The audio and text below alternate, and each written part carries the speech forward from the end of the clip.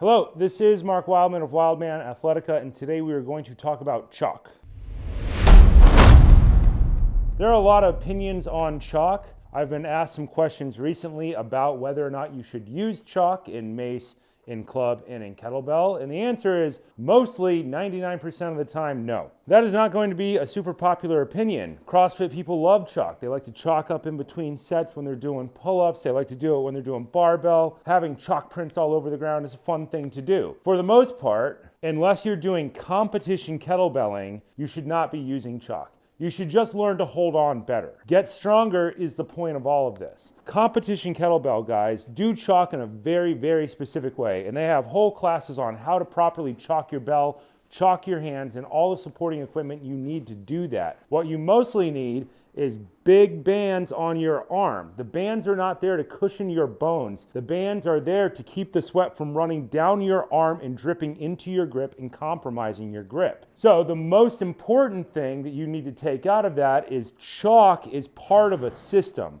It is not the only thing you do. If you do chalk but you don't wear the sweatband, then the sweat runs down your hand and gets into the chalk and turns the chalk into a disgusting hyper slick paste. Chalk only works if it's dry. We do not use chalk in heavy club swinging because for the most part, when you're doing your swinging, you let go and you re-grab for each rep. That is an efficiency thing. You are not monkey gripping and crushing the club the entire time. You are letting go and re-gripping at individual points. Same thing is true with clubs.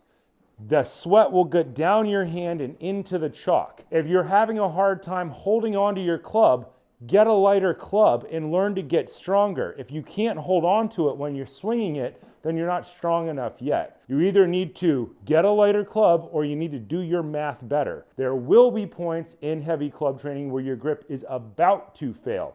About to fail is the operative word there. If you're doing a mill and your grip fails, then you have a heavy steel projectile flying at a great rate of speed away from you, which is a recipe for disaster for you, your property, everything around, small dogs, the whole thing.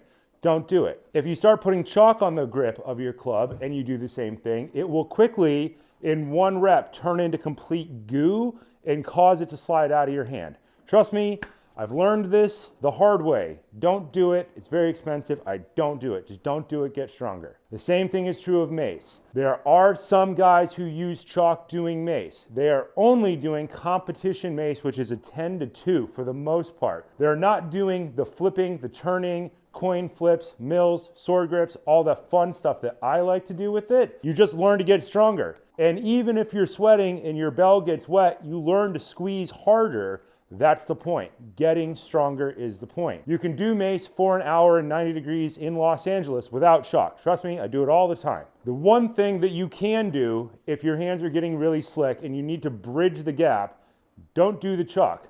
Do the arm guard. And I'm going to tell you the common man solution to the arm guard. We have a pair of old Smart Wool socks here. They are not my Smart Wool socks, but they do have a hole in them, so they're kind of getting a little bit overused at this point. If they were Darn Toughs, we'd send them back, we'd get a new pair because Darn Toughs have a lifetime warranty on them, but Smart Wools, unfortunately, do not. Use your handy dandy EMT shears, which everybody should have in their backpack at all times. We're going to cut it off right here at the base of the footy so that we get a nice, straight, long arm guard. And let's give it a nice cut. And miraculous, now we've solved that problem. So these, you can actually cut the toes off of them if you need a spare pair of arm guards, but we're not going to do that right now. Right now, we have our arm guard. And this is the key to not using chalk. You get it all up on your hand, it's nice and long, it's thin. This is not supposed to be padding for your arm with kettlebells. You don't need padding for your arms in clubs or maces.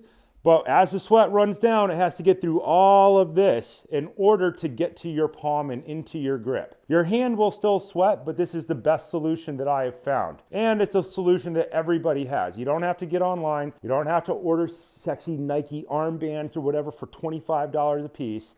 I just consider that all general bullshit anyway. Get yourself an old pair of socks. Any socks. I don't care. The thicker the sock, probably the better. chop them off, make them into a long tube, try to cover from your wrist down to your elbow or as close as you can, and that will solve your need for chalk. It works in any environment, anywhere in the world, and if you forget your gear, you can always chop up another pair of socks somewhere, anywhere on the planet to solve this problem. This has been Mark Wildman of Wildman Athletica. Only use chalk in hyper-specific situations for kettlebells. Do not use them for clubs, do not use it for mace unless you're a competition guy, but even then, probably don't use it. Just get stronger.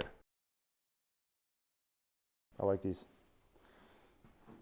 Purple flowers. Good stuff.